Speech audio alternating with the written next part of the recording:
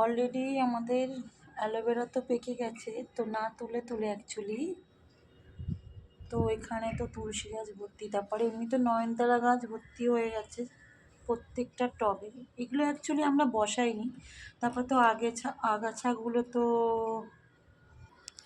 খালি পায়ে হাঁটতে হচ্ছে। তো এখানে তো অলরেডি নয়নতারা গাছগুলো আমরা কেউ বসাইনি, তো ওগুলো নিজে থেকে হয়েছে। তুলসী গাছ তো ভরে গেছে, আর এমনি ছাদ তো এতক্ষণ ধরে আমি সব ধুচ্ছিলাম, ছাদও ক্লিন হয়ে গেছে। আর অলরেডি পরিষ্কার তো হয়ে গেছে, গাছগুলো জায়গা মতো বসিয়ে দিয়েছি আমি।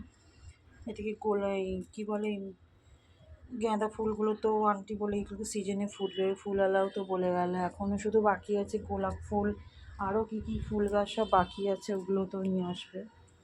আর ভাবছি দুটো অ্যালোভেরা অলরেডি তুলতে হবে,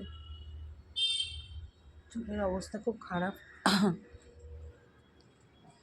একটা ফড়িংও ঘুরছে অনেকক্ষণ দিয়ে, হেইছে হেইছে হেইছে, হেই গাছে বস তুই। রোদ, বেরোনো যাচ্ছে না।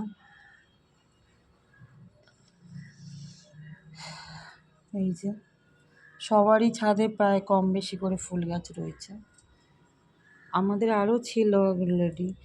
এই গরমের সময় প্রচণ্ড রোদে আমরা কেউ ছাদে উঠতাম না, যার কারণে অ্যাকচুয়ালি অনেক গাছই মানে আর কি শুকিয়ে গেছে আমাদের। শুকিয়ে যাওয়ার পরে এই আগাছাগুলো হয়েছে। এখন দুটো একটা করে করে আবার গাছ আমরা সব নিচ্ছি বা ছাদে আবার গাছের জন্য। অ্যাকচুয়ালি আন্টি তো টাইম পায় না, কারণ ঘরে 3টে বাচ্চা রয়েছে আমাদের, বাচ্চা বলতে 3টে বিড়াল।